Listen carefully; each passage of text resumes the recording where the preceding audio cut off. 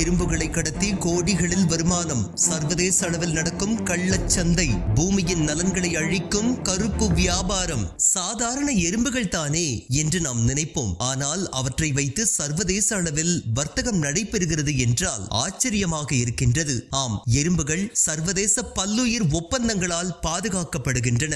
இந்நிலையில் கென்யாவிலிருந்து 2000க்கும் மேற்பட்ட ராணி எறும்புகளை கடத்த முயன்றதாக 27 வயதான சீன நாட்டு நபரான ஜாங் கெக்யூன் என்பவருக்கு நைரோபி நீதிமன்றம் ஓராண்டு சிறை தண்டனை விதித்துள்ளது. கென்யாவில் அரிய வகை எறும்புகள் சட்டவிரோதமாக கடத்தப்படும் விவகாரம் தற்போது உலக அளவில் பெரும் அதிர்ச்சியை ஏற்படுத்தியுள்ளது. இங்குள்ள ஒரு குறிப்பிட்ட வகை எறும்புகள் சர்வதேச சந்தையில் சுமார் 20,000 ரூபாய்க்கு விற்கப்படுவதாக தகவல்கள் தெரிவிக்கின்றன. இந்த எறும்புகள் பெரும்பாலும் சீனா மற்றும் ஐரோப்பிய நாடுகளுக்கு ரகசியமாக அனுப்பப்படுகின்றன. குறிப்பாக ராணி எறும்புகள் மட்டும் அடையாளம் காணப்பட்டு அதிக விலைக்கு விற்கப்படுகின்றன. இவை மருந்து தயாரிப்பு, அலங்கார பொருட்கள் மற்றும் சில நாடுகளில் வினோதமான உணவாக பயன்படுத்தப்படுவதால் இந்த கள்ளச்சந்தை தொழில் மிக வேகமாக விரிவடைந்து வருகின்றது. இந்த கடத்தல் தொழிலால் கென்யாவின் பல்லுயிர் சூழல் பெரும் அச்சுறுத்தலுக்கு உள்ளாகியுள்ளது. எறும்புகள் மண்ணின் வளத்தை பாதுகாப்பதிலும் சுற்றுச்சூழல் சமநிலையை பராமரிப்பதிலும் மிக முக்கிய பங்கு வகிக்கின்றன.